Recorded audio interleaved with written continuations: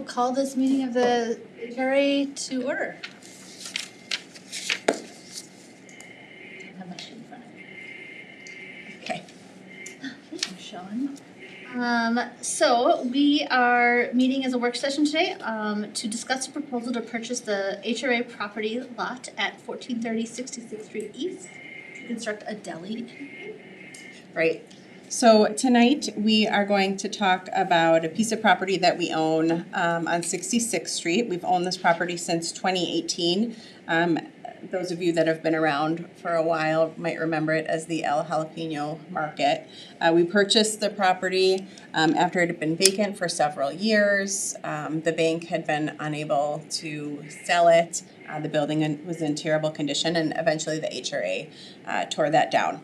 We have been holding the property since, with the idea of potentially if adjacent parcels could be assembled, kind of reconfiguring that block to especially improve the right-of-way and sidewalk and things like that. But recently, Miss Dani Jimenez is the owner of La Vaquita, the La Vaquita Mexican Markets in Richfield. There are two of them, one on Portland and one on Cedar Avenue. And they approached us because they're looking to expand their operations by opening a bakery to provide fresh baked goods to their markets and also to provide some grab-and-go selections. So Ms. Jimenez and her family are here tonight to kind of present you with that concept. And then as an HRA, as a group, I'd like to talk about some options for that property and hear what you have to say about that. In general, these smaller properties we've held for assembly. We've been looking for a larger redevelopment. But there are some other goals that we identified in the strategic plan and that we've been talking about as an HRA and an EDA lately about small business and diversifying the tax base and things like that. And so I thought it would be a worthwhile conversation to have now about how we want to look at these properties and if we want to continue this discussion with Ms. Jimenez. So would you like to come up? Absolutely, yes. And this is okay. This is how who's going to do the slides? I'll do it. Laura. Okay. So this is how you advance. Okay. You pull down. Yeah. I think. Oh, sometimes it needs to be turned on.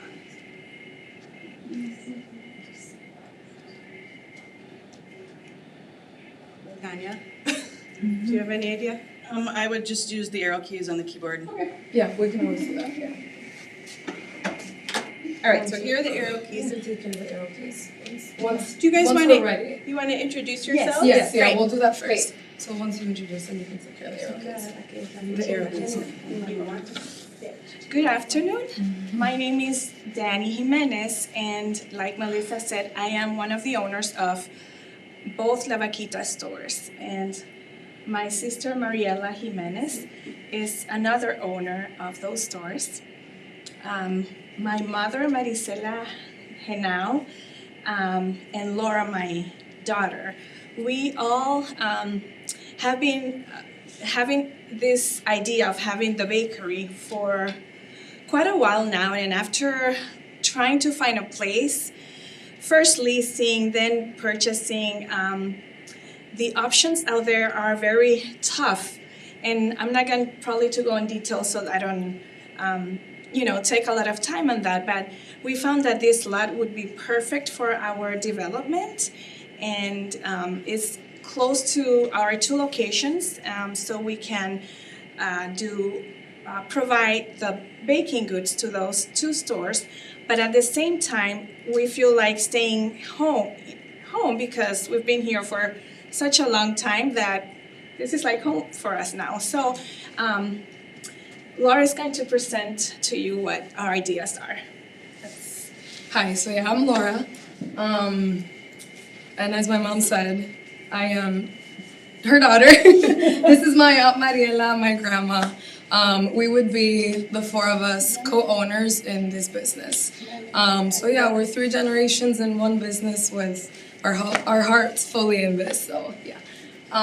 So to introduce the business, it's a deli, bakery, and cafe all in one. And the idea is to do to-go foods and meals.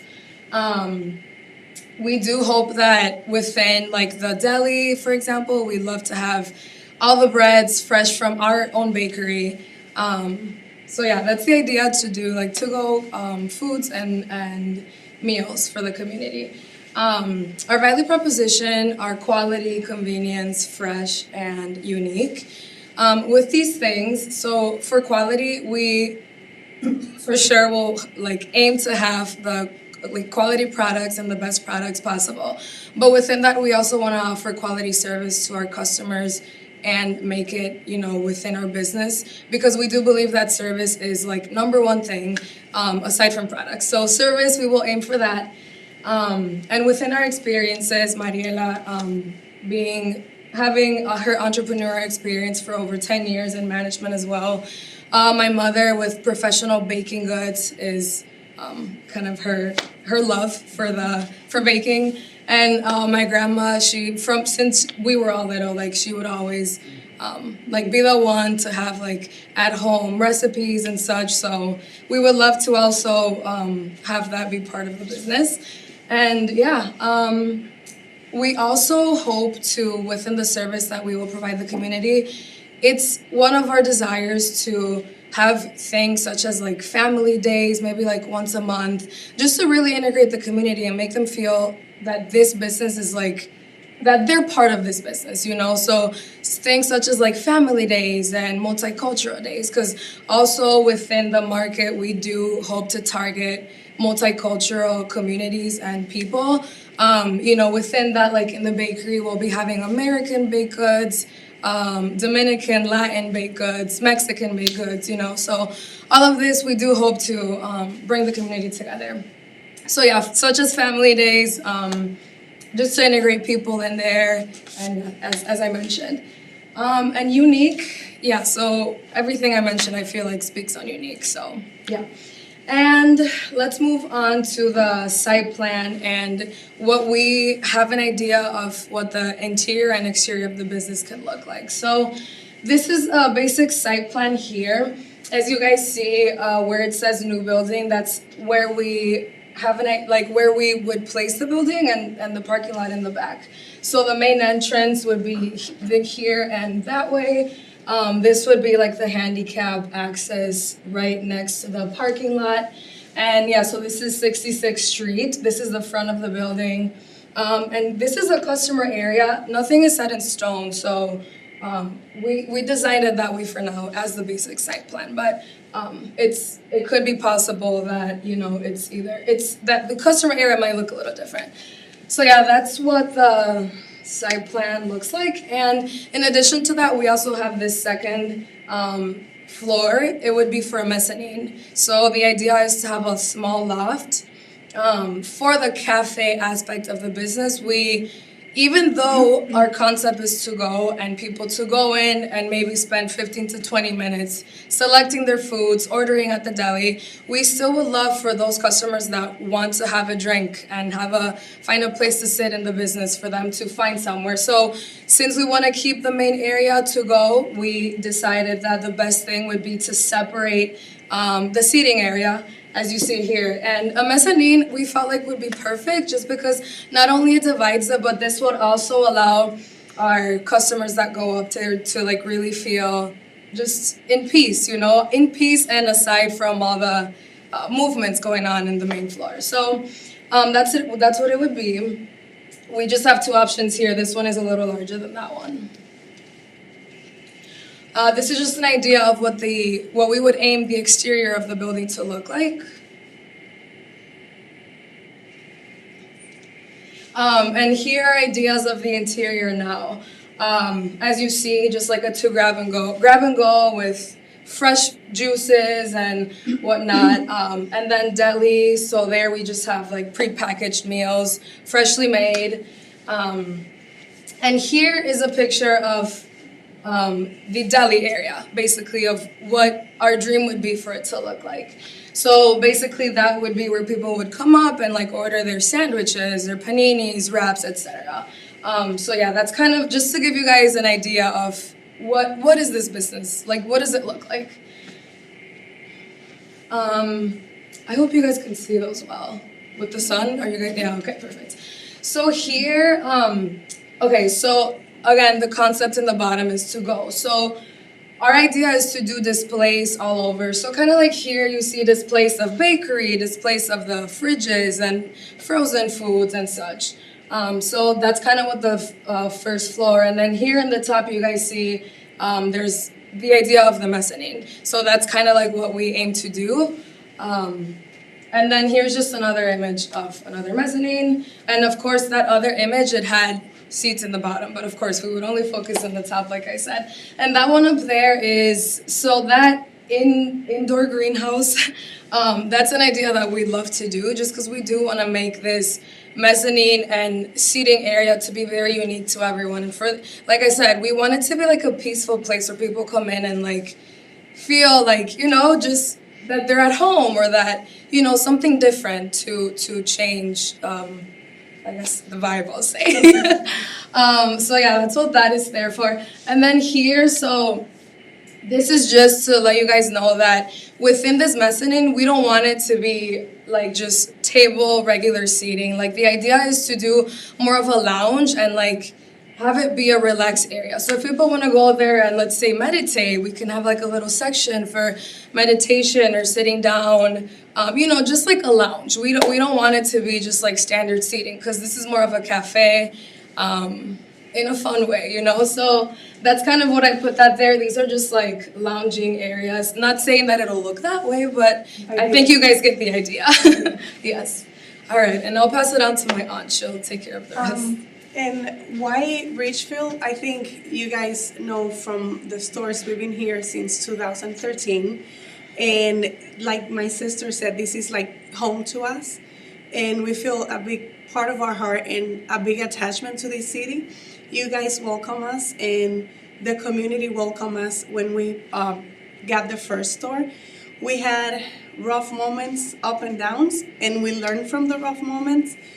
We made it through. We had to call you guys multiple times for several things and get, you know, we figured it out and help the community.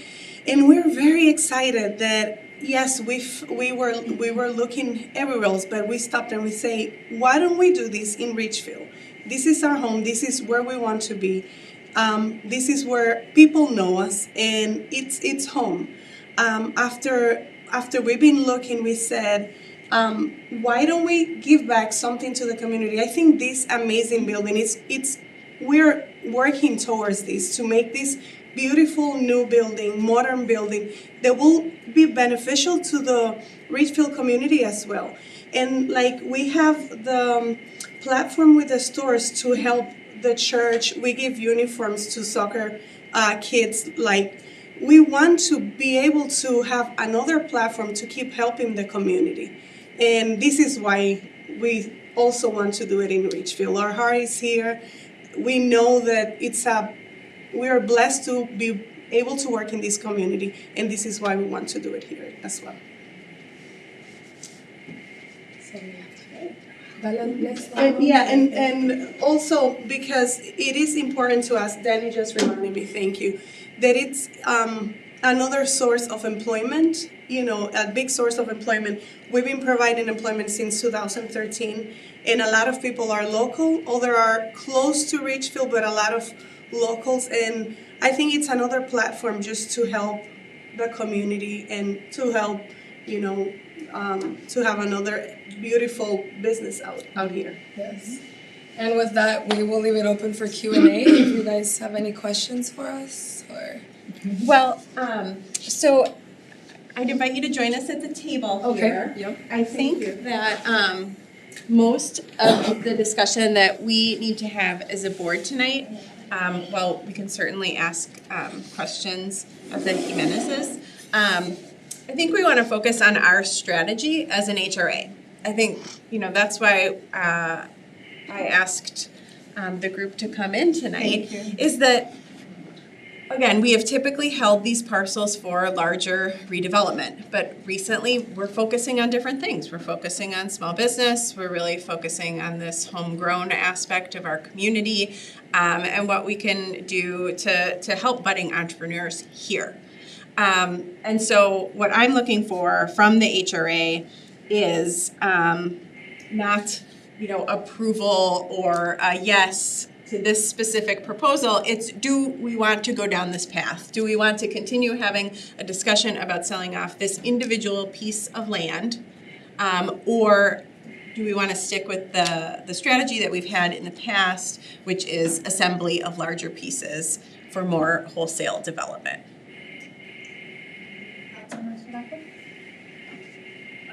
I had a question first that was specific to this proposal.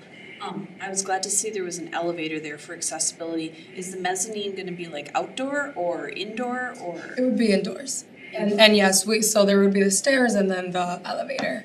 Does that answer your question? Okay. And again, the shape of that, it was just, from corner to corner. And we don't know exactly what the layout will be because that was a basic plan. But yeah, it'll be in the top. Wondering, Melissa, could you give like a little background on why that has been the strategy in the past to not sell small business parcels? Yeah, typically we've been looking for additional right-of-way improvements alongside it, and that's easier when you're assembling because you'll take a little bit off of these smaller the parcels that are already pretty small. We'll be looking for additional right-of-way perhaps on either side, and it starts to make those pieces very small and difficult to redevelop, so we assemble them. In a lot of cases too, we're looking for high density. Not necessarily along 66th Street. 66th Street is guided for community commercial, so this might be an opportunity to consider something else. Okay. I guess I would just say my first reaction is I'm not too concerned about doing this as a smaller redevelopment. I certainly have like thoughts specific to this proposal and what I'd like to see different, but given that the other property could be consolidated with is half an acre, it seems like potentially large things, including a multi-story mixed-use building, could happen on half an acre. And I believe there's another site north of that building that could assemble the other way. So I'm not super concerned. I guess I would want to see kind of us continue to expect minimum quality. So like I'm more excited about this building as 2 stories with a mezzanine than just a single 2,000 square foot little building. But if they're maximizing the use of that quarter acre or whatever it is, I think it is good. And I think I also want to recognize a major complaint I hear from Richfielders is we get these new buildings and then they're kind of just this sterile, closed off chain, retail only. And it is a common complaint, and as much as I love those buildings, there's kind of a trade-off in like how interesting the community becomes as a result. So I think if they could have something high quality on a quarter acre, and this seems like potentially on the path to that, I'm in support of that.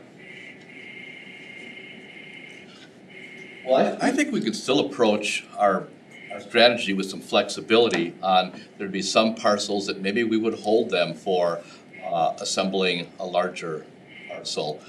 And maybe there are some cases like this where we would decide to sell a parcel to develop. So I still think that we could retain that flexibility. I guess the other question we of course face something like this is, we don't know what time horizon there would be any additional properties available to assemble that larger parcel. So then, if we're waiting for an extended amount of time, well, then we're sitting with a vacant lot for a long time. So I guess while none of us can tell the future, I think we have to kind of try to somewhat evaluate what is the likelihood of that larger parcel. I know we're not here tonight to render judgment on this specific concept, but to me it looks like a very creative concept, an attractive building, a creative concept. And I know that just generally knowing the interests of the community, a lot of times you'll hear things like, boy, I sure wish there was like an independent bakery in town. So I know we're not here to render final judgment on this particular concept, but my initial reaction is relatively favorable. I went back and watched the HRA meeting from 2018 just to hear some of the discussion around it. And it had been vacant for a couple of years. We bought it from RVCU. And the commentary from the HRA at the time was really focused around redevelopment this to match kind of what was happening in the vision of the rest of East Ridgefield, which to me at that time was moving the building towards the street, entrances from 66th Street, not these kind of massive parking lots. And so, as I look at what's happening on the rest of that block, it's Frenchman's, right? Is that what it's for? And so, when I think about like holding on to this to the long term of making something bigger, I actually much prefer a smaller business like this that meets those guidelines of being close to the sidewalk, those entrances, 2-story, right? That like fits that small hometown small business, which from an EDA perspective, we saw has been really keen to. And so I love this concept. I love the idea of having space for more small businesses, which is something we've been striving for and not holding on to it. So I think this is a fantastic use. I would agree also. I think it's a fantastic use. I like the fact that you do have the elevator already in there. That was I'd like to go up to the mezzanine and explore that. Glad that you're in the community and keeping it in the community and encourage that through that. Great. Yeah, that's good. I will mention, so what I'm hearing from the HRA, just to repeat, is that okay with having some flexibility in those concepts, not always assembling plan, but looking at the proposals individually. And that if we're maximizing this site, really taking advantage of it, and it's meeting some of those other goals and design guidelines, then we're certainly open to continued discussions. Yeah, I was gonna say, looking at like the neighboring properties, it doesn't look to me like they're planning to, they're thriving. It doesn't look like they're planning to go anywhere. So I think this is much preferable than just having an empty lot, and I think it sounds like a dynamic proposal. And so I think having some flexibility and allowing us to go forward, that meets some of our other goals. I will. So it's really helpful seeing a business in context for also the conversation that we're having too, so I appreciate these two things. Right. I will mention that I did receive a message today from Frenchman's. I'm not sure if they saw this on an agenda, but they were also interested in talking about purchasing property. So, you know, I think we would obviously hear what everybody has to say, but what I am hearing here, or assuming from here, is that we'd rather see maximization of this lot as opposed to maybe an expansion of a parking lot. Or I'm not exactly sure. I have not been in touch yet, but that's what I would assume from this conversation. Yeah, I think in particular for myself, I will say the type of business too, like we've been really wanting to support and expand more small businesses. So the fact that it is a building that will support a small business versus a patio or a parking lot. That's Okay. Great. So we will follow up, and I think the next steps for the HRA will to actually have the land appraised. We haven't done that, and so we will be in touch with you, and we'll get that ordered, and we'll see where we can go. Thank you all for the opportunity of presenting our ideas.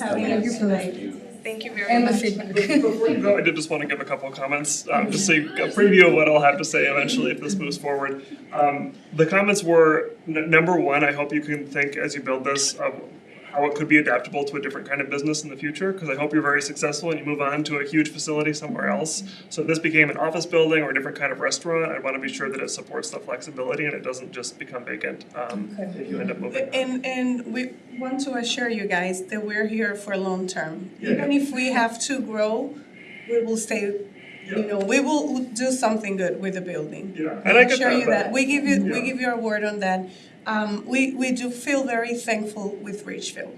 And we will do our best to do the good to you guys. Yeah. And when we connect, you know, because we haven't gotten to the point of designing. So when we talk to the architect that we'll work with, that will help us design the building, we'll bring that up to them because, you know, potentially they can help us build something within that as well, you know, like you said. So And it's a partnership. Obviously, you guys will be part of this and help us, and we will hear ideas.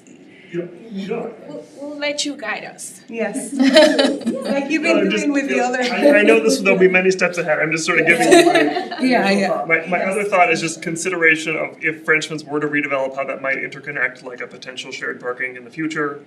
And I would like to see the building pulled all the way up to the corner and not a pylon sign on the corner, with a. Okay, so you'd like the building to be centered or? I would prefer it as close to the right of way as possible. Oh, okay, so just shift it to the right versus, okay, yeah. Mhm. And then one thing, which I know Melissa knows I'm gonna talk about, we do have a kind of an issue when we have entrances on both sides. So I would like to really see a priority of the pedestrian entrance on 66. Okay, And make okay. it very obvious that the back door is a back door. Yeah, Because otherwise inevitably somebody messes up and locks the customer entrance facing the sidewalk and then I email Oh, Melissa. okay, yeah, certainly, okay. The reason why we have that, and that makes sense, the reason why we have that one in the back is because we wanted to have an entrance right in front of the handicap, especially like with the winter, the snow or whatnot, you Yeah, I know. definitely understand. I think it's sort of a design detail, making sure that the front The entrance, front- the one facing the street is primary. visual. Yes, okay, that makes sense, yeah.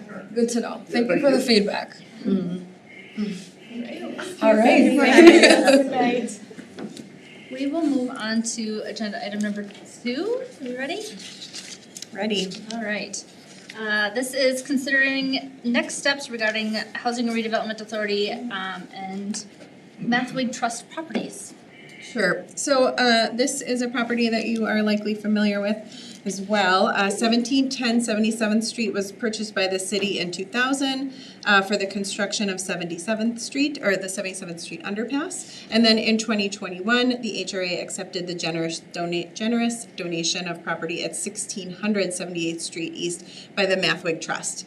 The trust continues to own the property between those two lots at 1620 78th Street. There's a map in your packet. And they've indicated a desire to work collectively and collaboratively with the city and HRA to develop this entire area. Last year, we undertook a visioning process for the properties. We prepared a marketing brochure, and we've used that document as a guide to publish an RFI, a request for interest. We sent that out to everywhere we could think of. Unfortunately, we did not receive any actual applications. We did have several conversations with developers and interested parties.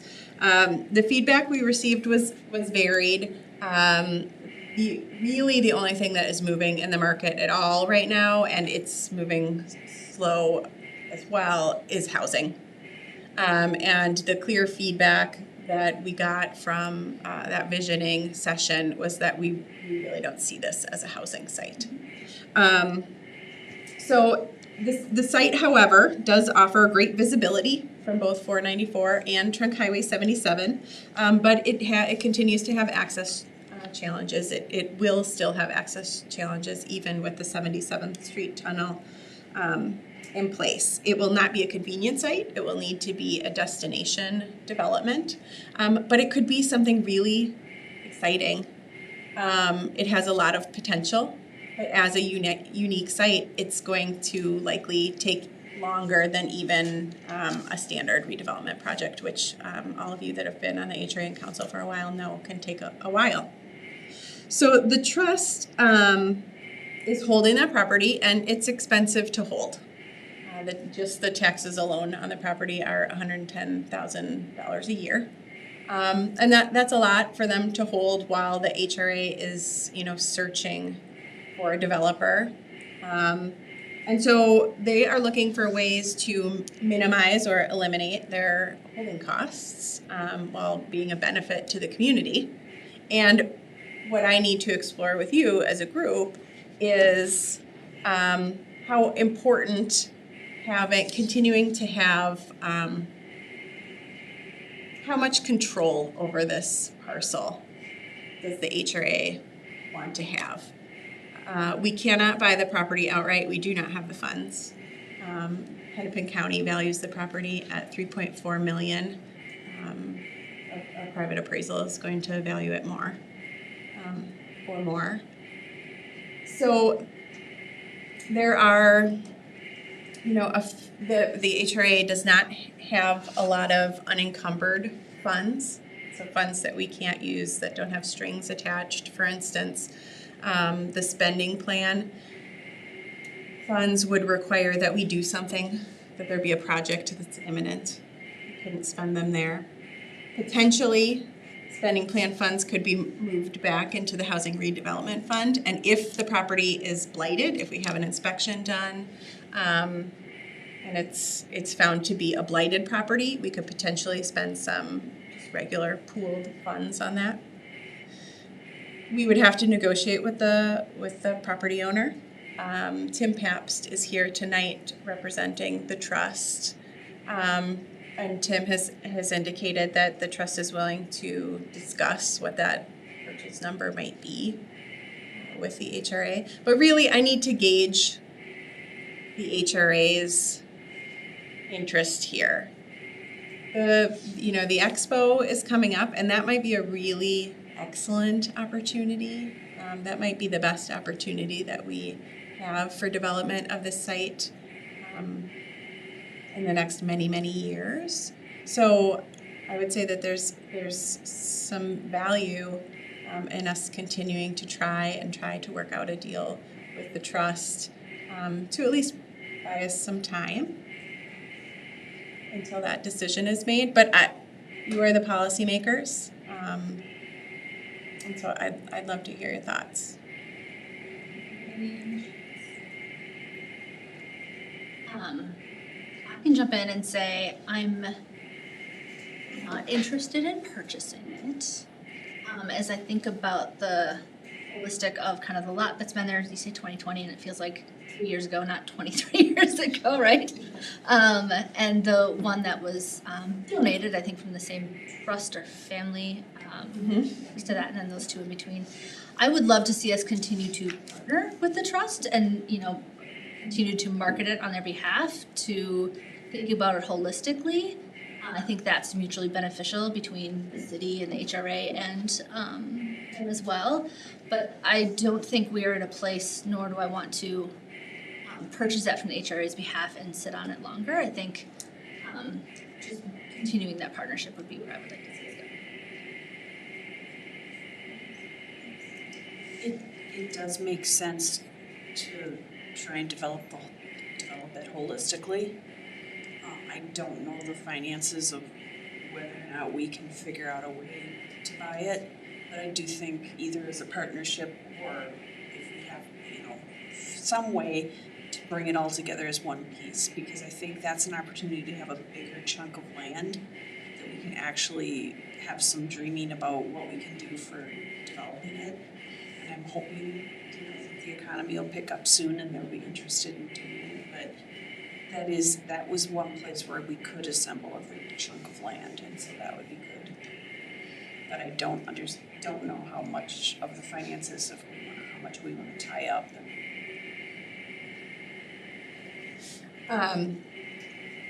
Are there other thoughts?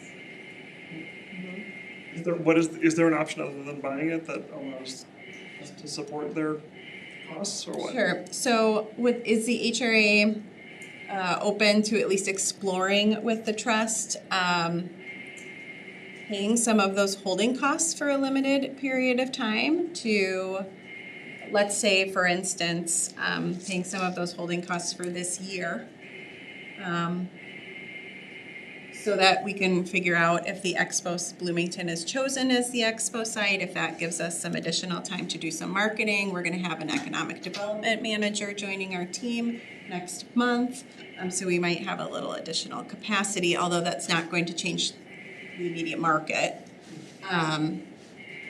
So are we willing to put some money out there that maybe we will not recoup?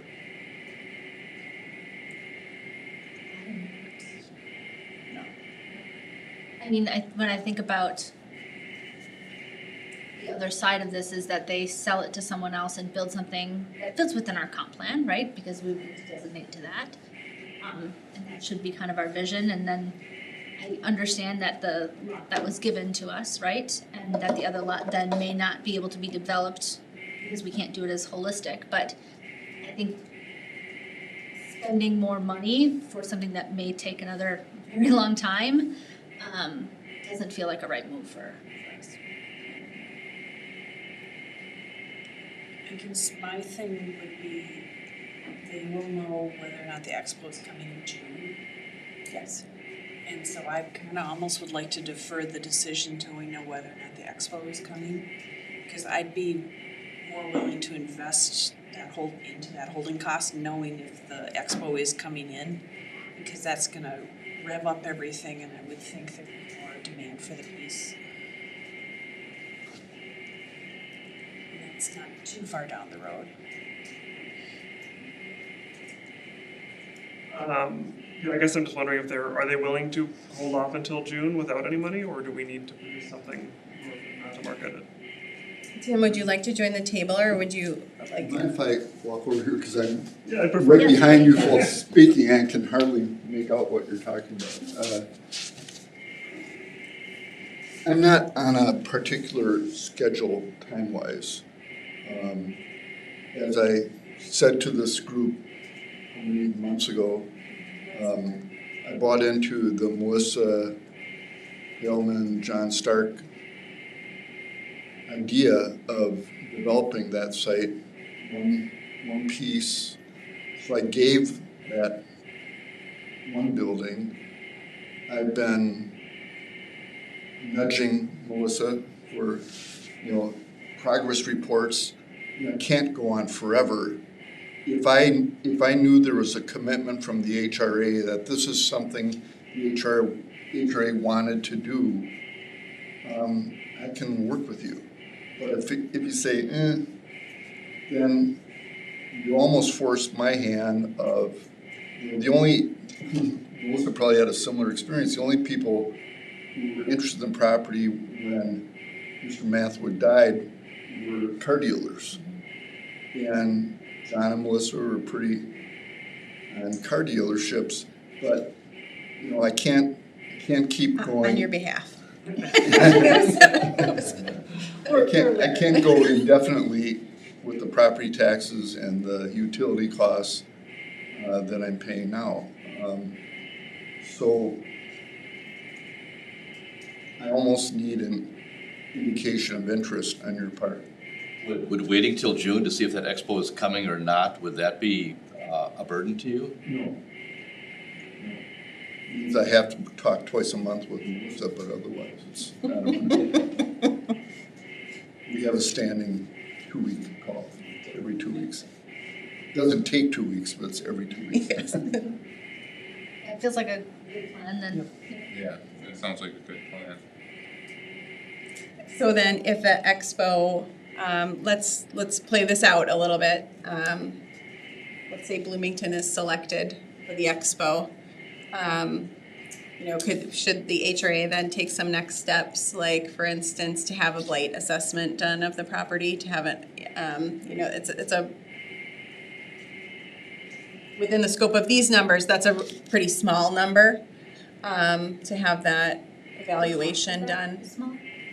Yeah, the cost for that is small compared to cost for the property and things. And I think it would be a good plan for the property because we have a blighted building sitting there already that you own and 2 buildings next to it that, I have to insure for liability purposes. I have to keep the heat on so the pipes don't freeze.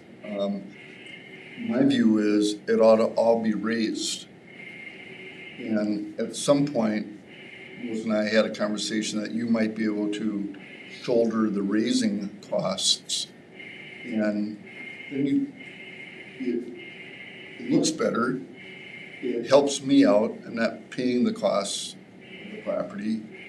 And then maybe that's the next step and we wait longer, but. Well, the context of that is first the property has to be found blighted. As soon as we start doing that work, our clock, this is assuming we're going to eventually create a TIF district to help with the redevelopment of this process, or property. As soon as we do that, as soon as we tear those buildings down, a clock starts. And which is why I have been saying let's hold off on tearing those buildings down. Let's hold off, because I haven't wanted that clock to start. because we don't know how long it's gonna take to redevelop those properties. The idea of the expo would build something for the expo but in a way that could be used long-term after. Yes, the expo buildings, Bloomington and the expo itself are committed to building buildings that will be used beyond the expo. That kind of idea of building these temporary buildings is no longer, I'm gonna say in fashion. They don't really do that. Bloomington has also indicated that they might be willing to, they can't until the award is decided, but they could actually expand the boundary of the expo area to potentially even include this site, which could be really exciting because then it would directly draw those folks from Bloomington into Richfield. So that would be something exciting to explore with Bloomington. They've indicated they're open to it, but we haven't gotten further. Bloomington buy the building and the expo buy the building then, or would we still, talk me through how that works? If the expo comes, no, they look for private investment comes in, Bloomington wouldn't buy it. But I think we'd have a much better opportunity to market it as part of the expo site. The expo as an entity doesn't own the building. Correct. It probably wouldn't be a Space Needle. Probably wouldn't be a Space Needle, but here's hoping. I think the airport regulations would probably prohibit it. It'd be a miniature Space Needle. Okay, so we'll wait for a decision on the expo. And then if the expo's decided, we can look at having the blight assessment inspection done. And continue those discussions with Bloomington and go from there. Sound okay? Sure. Okay, well, thanks, everybody. Thank you, and thank you for all the work you've been doing with us. All right, I think that's our working session and adjournment.